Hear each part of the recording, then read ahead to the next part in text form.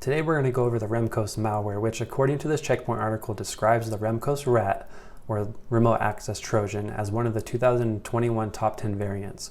But it's still being used 5 years later, and to provide threat actors with backdoor access to enterprise networks and computers. Remcos is also dependent on command and control or C2 servers. This means that the malware isn't much of a threat unless it can call back home and take orders, but can also be hard to detect from its internet traffic. Major capabilities of this malware involve privilege escalation, defense evasion, and data collection. Checkpoint points out that Remcos is often deployed via phishing in the form of a zip file. This will also use a process injection to evade detection and also hide from users while it runs in the background out of sight. The sample you get to see in action today uses system binary proxy execution with run DLL32, as it is abused to proxy the execution of malicious code. This technique is harder to detect from a defender's perspective because run DLL32 is running legitimate processes every day. Before showing the Remcos sample, take a quick look at the MITRE technique we just talked about. This command will give you an idea of what a malicious use of run DLL32 looks like, as this remote IP address is being called out to on port 8888. This lull bin or living off the LAN technique is worth monitoring in your environment if you are not already, as it describes a web DAV request being made by the web client service. Run DLL32 will be spawned by SVC host, forcing the infected system to fetch resources from a remote attacker-controlled server or infrastructure. It can be worth setting up detection or threat hunting for non-local IP addresses associated with the DAVset cookie function and the run DLL32 binary. Going back to the Checkpoint article, it mentioned Remcos hiding in zip files, which is what we are looking at here with this sample named P095862.zip. Now, at the time of filming this, the sample is undetected on VirusTotal, as it was a new sample uploaded in May 2026. One key thing to note here is the zip file name, wishlist_PO87530, which is within theme of the zip file name, but the PO numbers are different. Using Remnux, we'll poke a bit at the sample, first verifying what we assume that this is indeed a zip archive, and if we unzip it, a folder is created with another PO sequence, prefixed with the wishlist name. Inside that folder is a file extension .pdf.url. In Windows, the extensions are often not visible, so the victim may only see a file name ending in .pdf.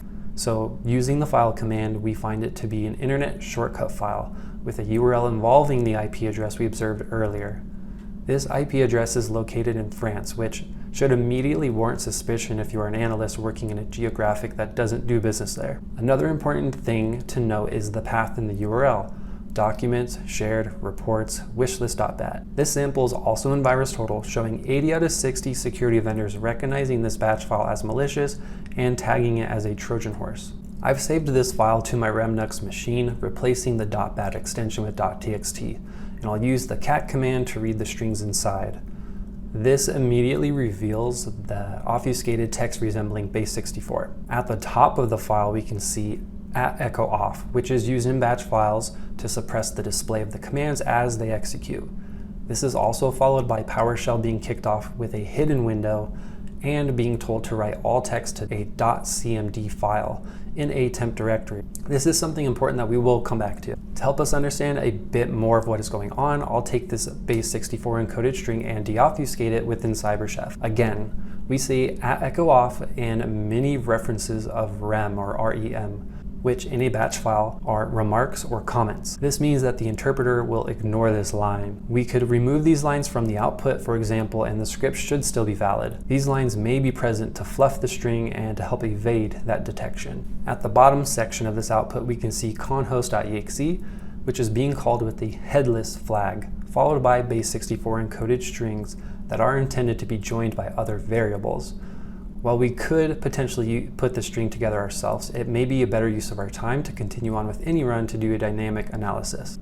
We'll start from the beginning with the zip file used in a phishing attack and, acting as the victim, engage with the payload by executing the internet shortcut file. We can quickly see the artifacts we went over happening in real time, such as the .bat file being called in process 5716 and the obfuscated PowerShell in process 7856.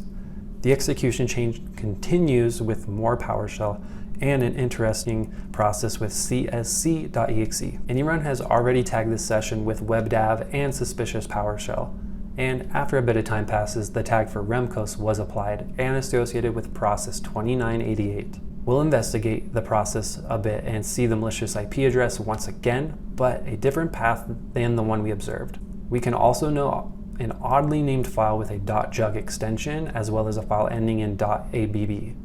Before moving on, I want to see if there are any indicators associated with process 2988, and right away we see on line 2 a domain being contacted on port 28094. This domain, Adobe UPD782, is likely the C2 or command and control callback domain. With a name like this, it could easily be overlooked and associated with real Adobe products, but we can see on Whois that this domain was registered less than 2 months before what we can presume was the initial attack. Just doing a quick check, we can see that this domain's not hosting a website, and it's utilizing a fresh install of XAMPP, or a cross-platform web server.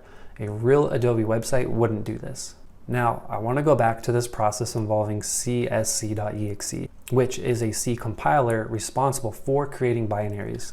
The command line shows csc using 2 parameters, noconfig to exclude the csc.rsp response file, and full paths, which is to ensure that the full path in the output is generated. As we can see, this compiler is targeting a seemingly random named command line file, which is sitting in app data local temp. And this is where we can also see that a .dll file was written in that same path. The reason that this is important is because what we just witnessed is a multi-stage .NET compilation process for a 32-bit fileless malware. And this is being staged in the command line file, which meaning that this malware is going to run in memory and open that backdoor for the threat actor to have control over that host.